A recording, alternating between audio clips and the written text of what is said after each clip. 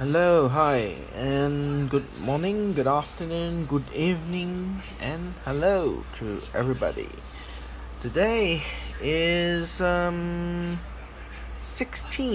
of June 2024. It's a lovely Sunday today. Early weather in was quite bad, rain and then suddenly shines. But today was quite a gloomy day, I would say. But still, it's a day that I went to the flea market once again. So I went to the flea market today looking for something new, and I just noticed I found surprisingly a new dealer that I think I could have communicate and to uh, continue my endeavors of my collection. One advantage that in with the new dealer that I met today at the flea market today, he does collect Japanese. So very lucky for me, somebody who is collecting a Japanese banknotes currency, but his collection mostly is before the during or before Second World War. Post World War, maybe not much, but he does have some of those notes. It's just that you know, for him to find some of his under his collection, whether he has it or not. Those that I specifically asked. He's one of the few dealers that understand what I'm looking for and what I'm knowing the value. So there's advantage of it, disadvantage. The advantage is I could get somebody much quicker in searching for my any of the collection that I need to purchase to buy. The disadvantage is he would bound to know the value of the note that he's going to sell, and judging how he is marketing it, his markup value from the catalog book is quite horrendously, how should I say, high. uh, I'll tell you how I get that information, that I can come to that conclusion that because I did bought one items from him, and he wouldn't budge in going down the price. He says it's a very already rock bottom price. But to be honest, even with its condition, as you will see later, um, still doesn't justify for its price. Uh, Basically, I still can get it from eBay for a better price than and almost a similar condition as his. This markup is nearly double from the book, so or I would say 50 to 75% markup from its from the catalog book. But I wouldn't complain if it's the very difficult to find note, something that is maybe virtually eBay or any auction house are selling. Sorry, forgive me. I have a constant cough today, probably because of the weather, cold weather. So I have been drinking hot water anyway. So today I went to the mall, to the flea market, bought me three notes. So only two countries, specifically is Hong Kong Japanese colonial rule banknote, and also New Zealand. Now, one good thing about New Zealand one is the one that I got it was in a very good price bargain, I would say, reasonable. Yet, yet something that is quite difficult to get. But I don't mind collecting banknotes from New Zealand as well, although it's not one of my targets for that moment. But yeah, let me explain when I get to the notes from there. So the first note I want to explain would be the Hong Kong Japanese occupation banknote, which is this one. This is the Great Japan Imperial Japan's banknote. 10 cent. You can see that 10 cent. So under the light is there is watermark, so actually it's genuine. It has watermark patterns. The back. This note is simple, but one of the good thing about it, I've seen this many selling it, but not in a very good condition as what he has. What I saw is he has this one as a very brilliant uncirculated, sharp corners, no fold, the inks are right, no smear, colors are original as it is. It should be as what it is. So probably the paper, maybe.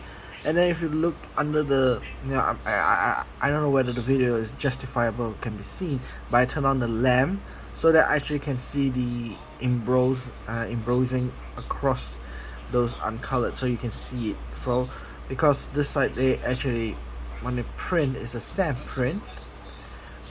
Engravings has been printed into intaglio, so they press it down, you can see those lines across the back. So this is telling me that this note was not being pressed or flattened it like most people try to do. If those are already very worn banknote, they're trying to make it flat, they use an ironing board to make it flat, but the problem of doing that is you're actually also damaging the notes by having an iron or having a huge book stepping on it or big heavy object stamping on it. Basically what you're actually doing is you're actually, although the paper will be flat, looks very desirable, but one of the key aspect is you might not, it's guaranteed you will not get EPQ if you're looking at grading. It definitely won't be EPQ anymore, because the notes is, if you generally press or heat it up with the iron and ironing it like using an iron clothes to make it flat, all this embossing would be lost, and that's how it is detected.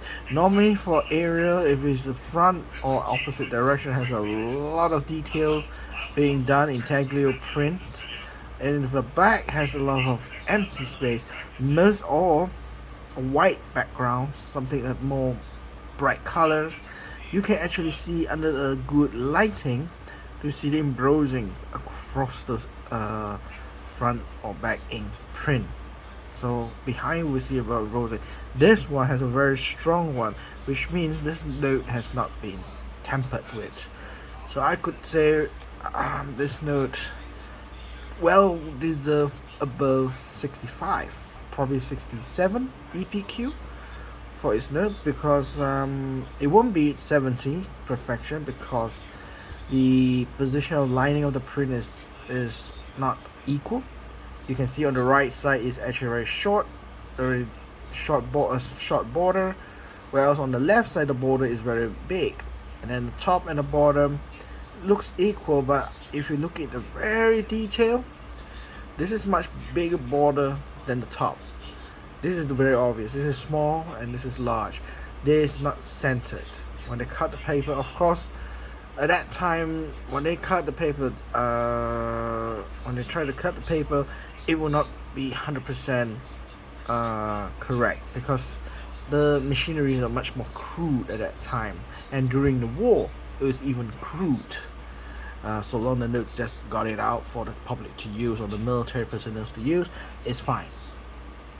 So quality wise was not so, I would say, important, including the quality of the paper. Probably during the war, this is a cheap kind of paper they use. It's not meant to be durable, it's not meant to last long. So for this kind of notes to survive till today, in my observation, is pristine. So EPQ probably 66 or 67. It won't be perfect at 70 or 69. based on the aspect of it, it's not centered, so definitely 70 is out of the picture. 69 probably also out of the picture because if you zoom in closer, you see this part of the border. That is a print, missing an ink. So it's definitely not perfect note during the printing. So probably I won't say 69 on that because of this issue. You can see at this corner where my nails are. This is a missing line print border. Probably the machine when they print it doesn't have enough ink, and when they press. But so among all the notes that he has for this one, he has a couple of it. I believe he has about 6 or 7 of these pieces together. The others have a lot of kind of stain, and the paper is not so consistent. There are some splashes, spots missing on paper, like it's much thinner or different material of the foreign object being printed onto the paper. Something that is not considered an error, but considered as a part of the progress of manufacturing the paper during the war, and you need to manufacture it quickly, so it has reflection on the history.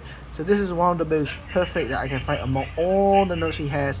This is one of the best, closest one. Even the closest one is still not perfect, so I wouldn't judge as 69. Probably if I'm optimistic, 67, not even 68. Not even 68. Probably 67 or 66. But I believe it should deserve EPQ on this one. This is EPQ material. And star probably not, because of the border and the printing probably the cut is not aligned. And from the back, you can see that this is an extra cut, and the top is a little bit bigger.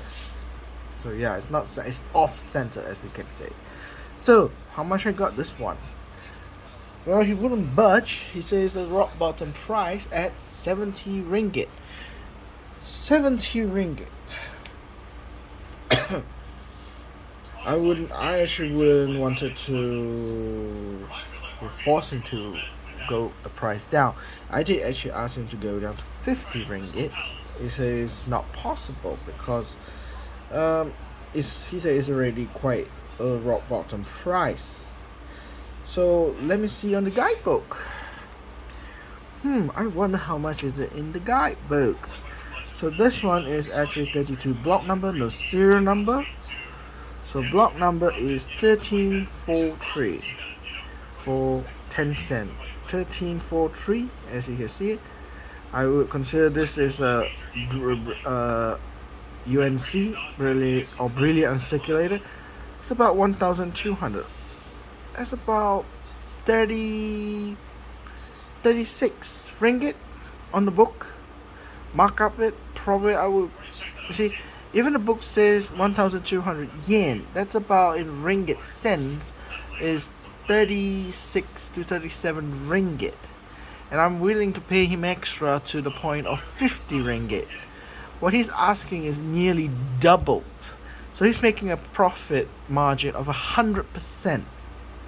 Yeah, and probably he got this one even much further cheaper than the book price. Probably he got it for like 20 bucks for each, or he bought it one stack previously. But anyway, wouldn't complain. But for me, I wouldn't complain because for such a condition and the rarity on finding it in the flea market in this condition is really impossible for me. Even in a Facebook auction or any kind of auction, I have not seen people selling this type of Japanese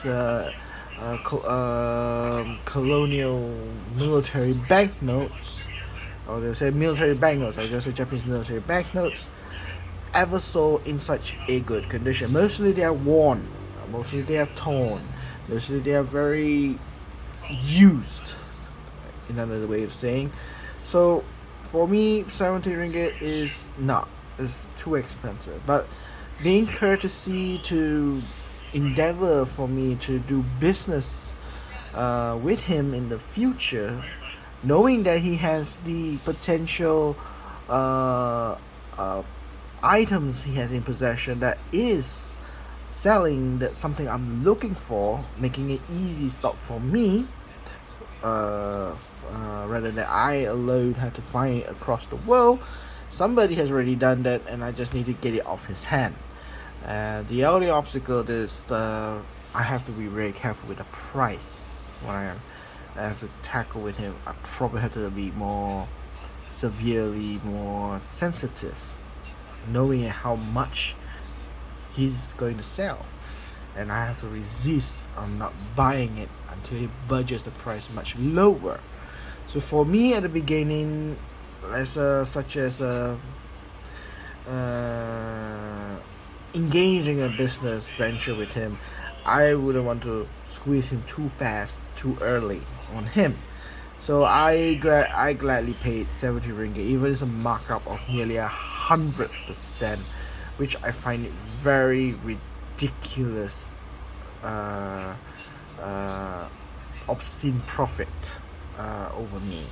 But it's business is business, so 70 ringgit, as a volume quantity of 70 ringgit for this, um, I can survive losing 30 ringgit or 20 ringgit. Is because my original offer was 50 ringgit.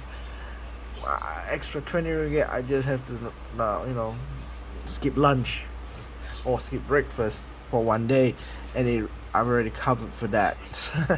So that's no biggie for me to pay him that 20 bucks. It's just that I'm not going to squeeze him as early stage with him.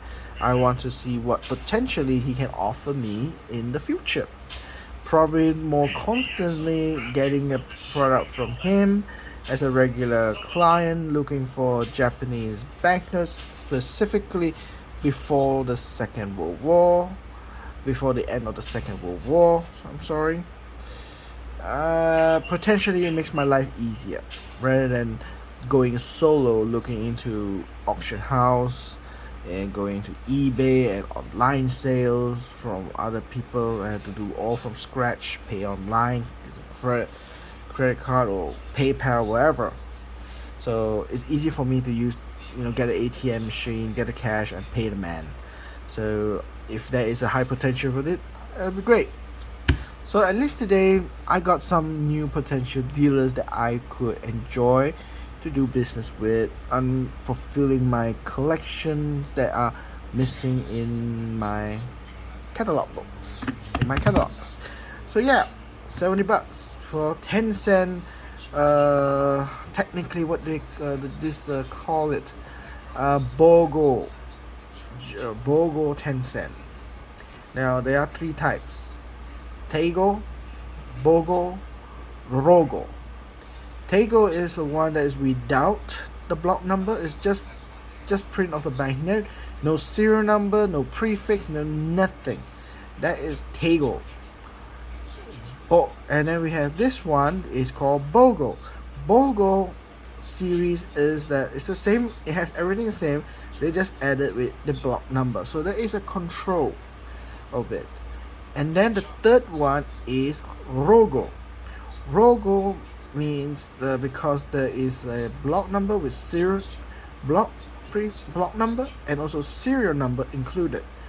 That one is only specifically used in Indochina. When the Japanese conquered Indochina, they know that they don't want to merge with the financially together with the Hong Kong and and mainland China. They'll treat it as separate part of their big empire.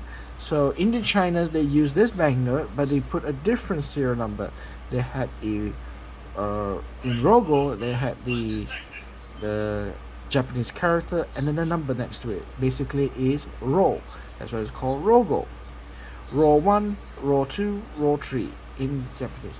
I had one example, and of course, the Indochina series, the Rogo series, is very rare and very expensive.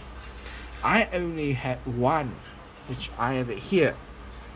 This is a 10 yen in Rogo series. As you can see, the block number started with a Japanese character pronounced Ro, and this is 1, and it has serial numbers on it. Of course, such a small note, they don't have serial number, but they just have the prefix number with the Japanese character Ro or 1, Ro 2, Ro 3. At the moment, we can find probably at 1, 2, or 3. Because the quantity print of this type of banknote on Rogo is very rare and they're very expensive. For example, like this one, I haven't graded it, but looking at it, probably is at a very fine choice position. Probably a very fine choice. The color is still bright. Stain is very minimal.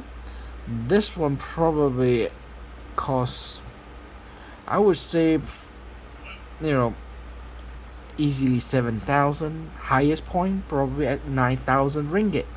This note, I got this one actually in a very good price from one dealer that he has a lack of understanding of the note, so I bought it on my sheer luck over him.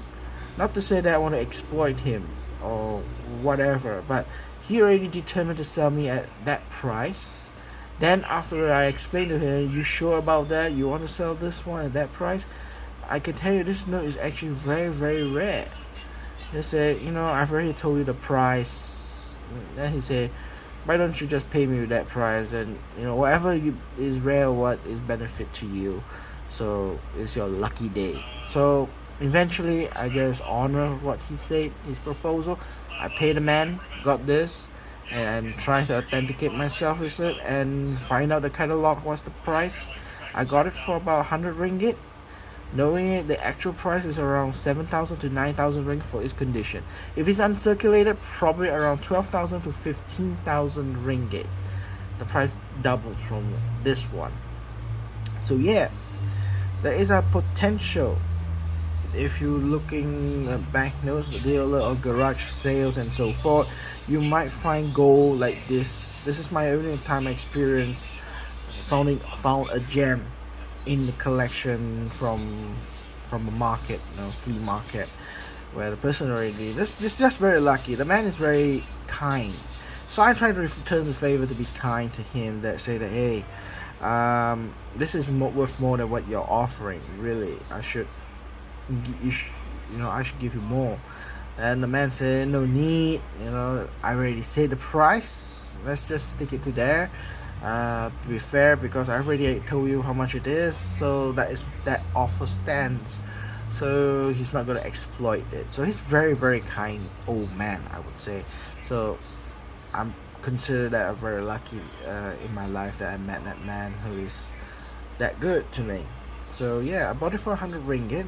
Actual price is definitely it's more than 100%. It's 1,000% over the price. Probably about at least 7,000% of good profit on this one. Whether I'm going to sell it, because I only got one. There are others that have the 1 cent, 5 cent, 10 cent, 1 yen, 5 yen, and also the 100 yen, which is the only exists as specimen.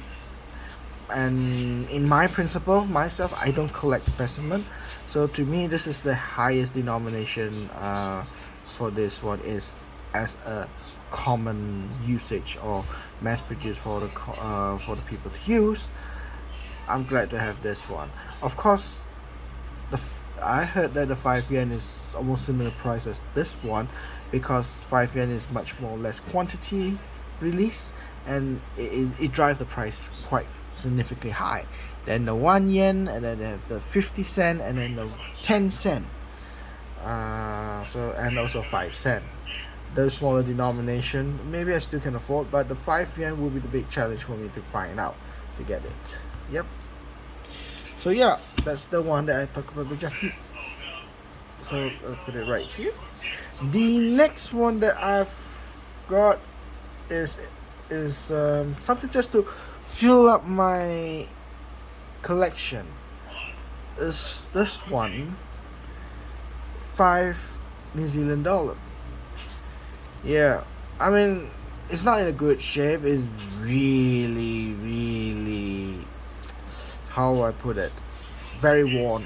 It's not rag, but it's still survive. It's very limped.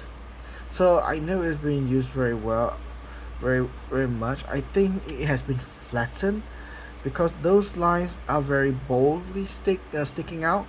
It means that somebody has stamped with the pressure of the paper, and the fault line actually overlaps and stick together like that. So it shows right here, and the paper is ridiculously looks flat. It's not even wavy. That is normally a wavy worn note. At itself, it should be very wavy because of so much of folds. Is the wear of it. It shows those kind of evidence, but this is very flat.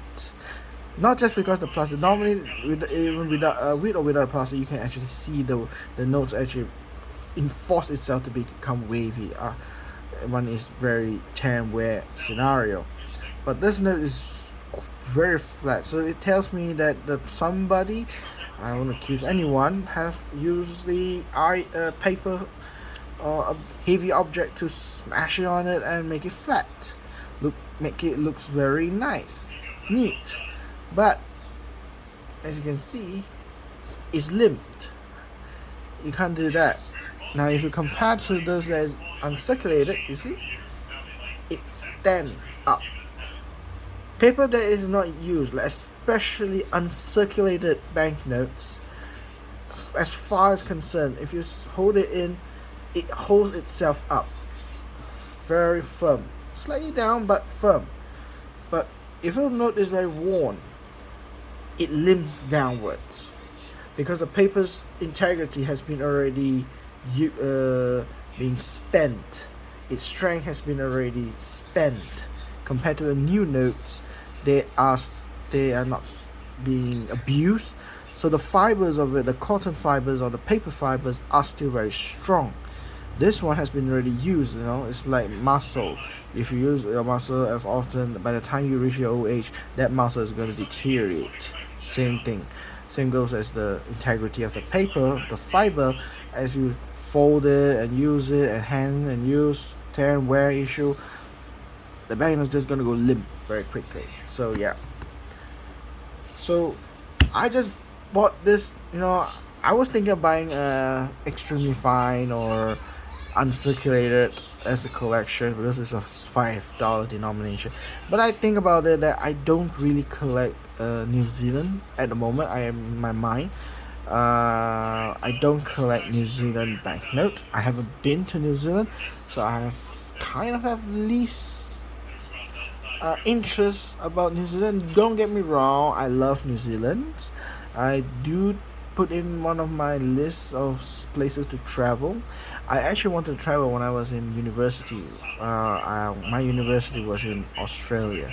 I actually had thought of myself, probably I want to fly to New Zealand just for a couple of days to have fun in Auckland and Wellington, and then go back to Australia at Melbourne. But it did not happen, and so yeah, there's no. So till today I haven't been to New Zealand, so the interest for me is not there. But I do have some of the New Zealand banknotes along with me that my friend has given to me. I just changed it with the face value of the exchange market value of the money of the New Zealand dollar to ringgit. So it's just that filling up the gap. The idea is to fill up the gaps of my banknotes. So probably I'll just take out my catalog book to just show my intention is over there. Let me see. Oops, sorry. So yeah, I had this one. Australia. I haven't filed it in yet properly, but yeah. I haven't filed it. This is just a fantasy note. of the. This is just a fantasy note, but in plastic, in polymer. So yeah, I got this for very cheap, to be honest. Probably about 5-6 ringgit. I forgot already about how much I bought it. Anyway, it has no monetary value actual, but it's a souvenir fantasy note. Yeah, it's fine. But having it this one, the color is very nice, so that's why I bought that one. This one I just haven't filed it in. This one is I bought this one just because there is the error of the spelling of responsibility. It is basically now spells as responsibility. Responsibility. They're missing the I. Yeah, they're just missing the I. So yeah, I kept this one on my note here. Okay.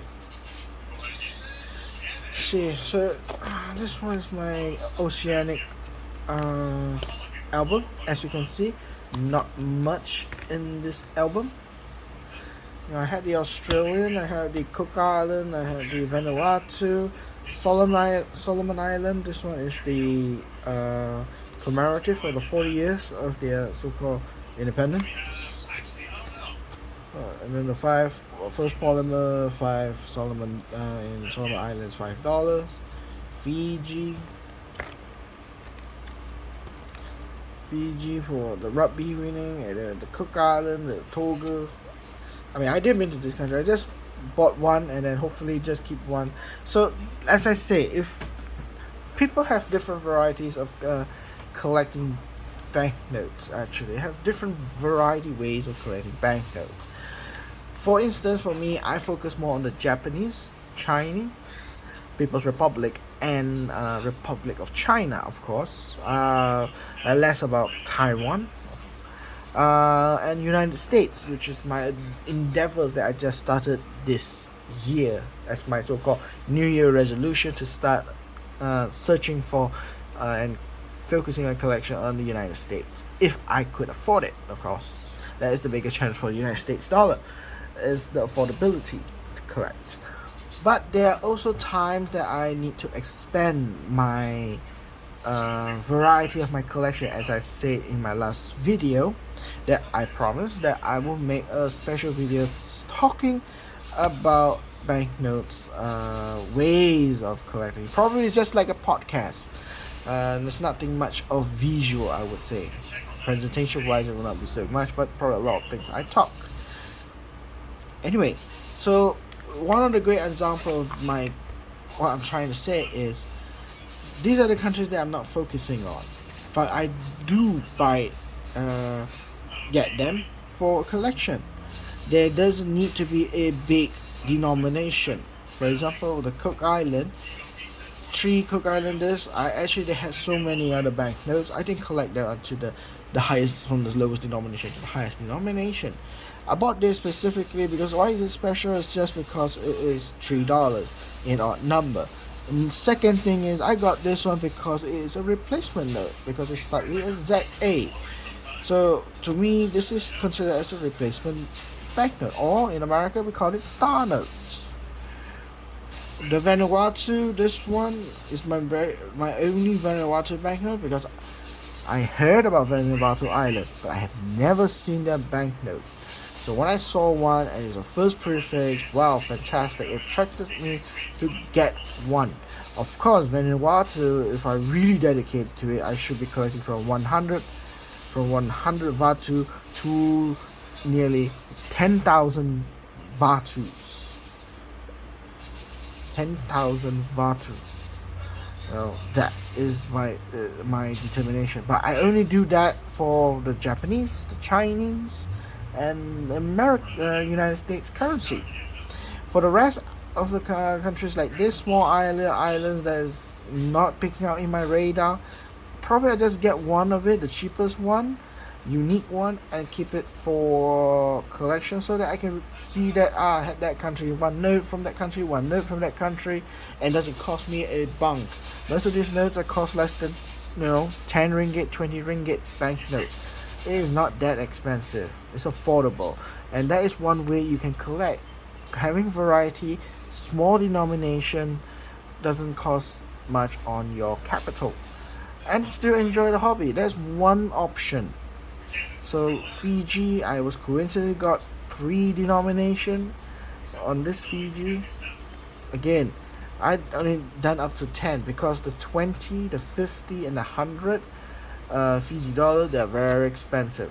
I just ignore it. Fiji commemorative, somebody told me I got to have it, so I got it. This one, Cook Island, a Taki, another 1-3. This first prefix, I just got one. That one was was a replacement note. Then Kino Toga. This is more notoriously among the Pacific Islands, one of the most expensive one. This one already catch me about 8 ringgit for $1 for one taha. So yeah, it's pretty much. And I wouldn't dare yet to talk about. I wouldn't dare to start collecting the 2, the 5, the 10, Toga, for 10, 50, and 100. I wouldn't dare start talking about this taha. So I got Papua New Guinea. Now Papua New Guinea were much more cheaper. This is commemorative banknote. I think this is 35 years of the bank's operation, and it's polymer. This is polymer. This is paper. This is polymer. This is paper. Now, New Zealand. Yeah. So as I say, I had this one. The reason I bought this one is because I just want to fill up my gap here. The earliest series, the young Queen Elizabeth series, I have it all. 1, 2, 5, 10, 20. Probably the only one I don't have and is ridiculously expensive is a 50. At that time, 50 was the highest denomination. After a specific period, they brought in 100. They brought in 100. If I'm correct, if I'm wrong, of course. If those of you New Zealanders or know New Zealand's currency, probably the highest denomination is it a 50 in the old days on this series, or is it 20? I actually not too sure. Probably 20 is the largest. I don't know. But I keep thinking in my mind is 50. It should be 50 the highest denomination, just like the Bank of England today issuing until £50. But I do know starting a certain series of the New Zealand banknote, they issue 100. They issue 100. Yeah.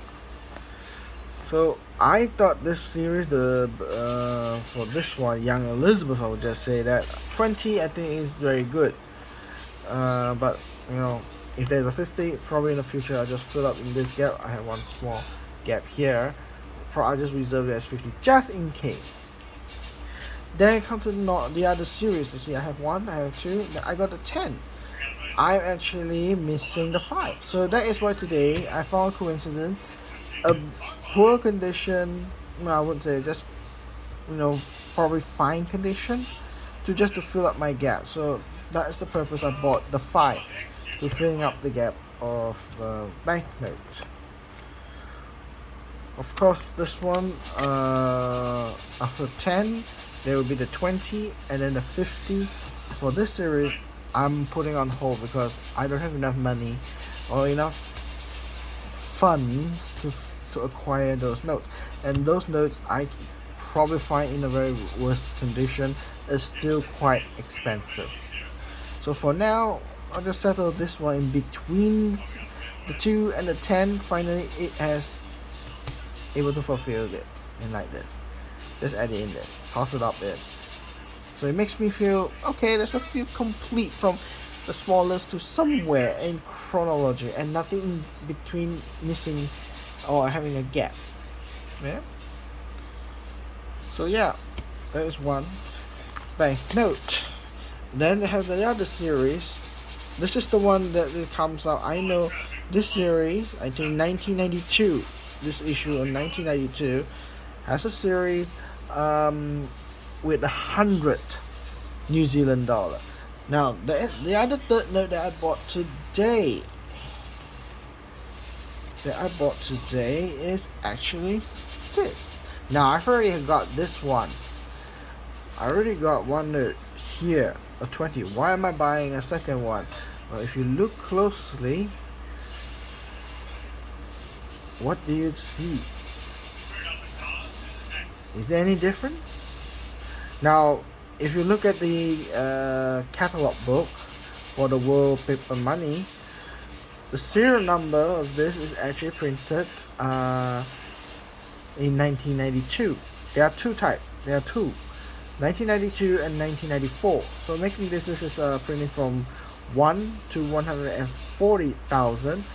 That is covered under the 1992 print, and then later in further print out from 140,001 onward is 1994 print, which I believe is much more cheaper.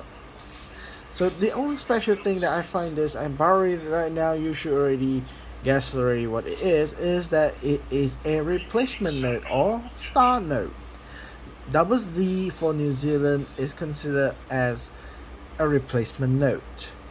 So same like also the Oceanic countries, they use Z because all the British colony systems for banknote as a monetary or finance regulatory system, they are mostly similar to Bank of England. So they do practice using ZAC, the last alphabet or the very end last of the serial number prefix should be used for reservation of as a replacement note serial numbers. So they literally put ZZ as the very last one to be printed for replacement note. So coincidentally, I got this one. I saw he had it is, and the condition was not uncirculated or extremely fine. I probably would just say fine to very fine position for this note, and I think it's worth the bond money I got it. Now for that, I actually got both of these together for a good price of 110 ringgit. Well, I asked for 100 ringgit. That's my offer, but the man asked, is a good man. He asked me for can give a little extra, so I just say have 110. He agrees. I just pay extra 10 ringgit. Now for me, if I look at the price, the original price this one is selling was 88 ringgit. 88 ringgit for a replacement banknote, which is far exceedingly difficult to find at this point of time. I think the price is right, for less than 100 ringgit. So $20 times 3, and then now the current exchange rate to ringgit is about 66 ringgit. Then he just bump out another 20 ringgit or 22 ringgit. It reached to 88 ringgit, so it's extra 20 ringgit for me. And being a replacement note, normally is always at 1.5 times than the face value at minimum, or double, which is most uncirculated notes instantly by default is double the price. If it's $20 New Zealand dollar, if it's uncirculated replacement note, the value is actually $40. So $40 you convert it times 3, that's about 120 ringgit. But this is just a fine condition, so I'm just taking it as a face value of 20 New Zealand dollar times 3.3 at the current rate, exchange rate. That's about 66 ringgit. So paying extra 22 ringgit, it's not a big deal. But to sweeten the deal, this one. 5 ringgit, that's about 50 ringgit extra. That is why I'm marking around at 100, because it's almost the value of the exchange rate. Based on this kind of rare condition, this kind of poorly below extremely fine condition, the price is right. I would say the price is right. Yeah. So paying him extra 10 ringgit gives me a long leverage, a long leverage of doing business with him, finding out other banknotes, or probably I have a banknote that I want to sell. I can use his platform to help display or show to the sellers when I'm not there. He represents me to sell my notes to the price that I want. It's basically a helpful transaction business. So yeah, today I just bought 3 notes. That's it. A brilliant uncirculated 10 cent from Empire of Japan for Hong Kong occupation. A New Zealand $5 just to fill up my gap on my collection there for this Queen Elizabeth series, and a replacement note of a $20 printed in 1992 based on the serial number. It's printed in 1992. So yeah, so I had this one. This is a normal generic prefix, not even first or last prefix, with a replacement note. So I'm quite happy. Anything when I have a replacement note, regardless, is I'm very very happy to have it, because knowing it, the quantity is so little in the market, virtually is going to be difficult to find and very expensive to be purchased based on this face value. So yeah, so that is all for today, that on the banknote that I had. So yeah, I would like to wish my I would like to wish all my Muslim friends out there a very happy Adi holiday, a day that the celebration of for the Muslim, one of the second holiest days. The first holy day is Ramadan. Now is the second holiest day is the Prophet Muhammad's day, ascends to heaven, and then also the very foundation of Islam. You know, I don't want to be talking so much about religious matters because I am not proficient or understand or theologians to talk about it, and it's quite sensitive at the moment. So I would just say wish them a very happy festivity day for tomorrow, and it will be my a bit more additional rest day before starting work on Tuesday. So speaking of the banknotes, that is all for today. That's 3 of this. Thank you for watching this video. If you have comments, please do comment. If you would like to see the future of my so-called diary of my collections, do like and subscribe if you want to, if you wish to, and hope to see you all if you're looking forward to next interests. Hope to see you all next time. Thank you and bye bye.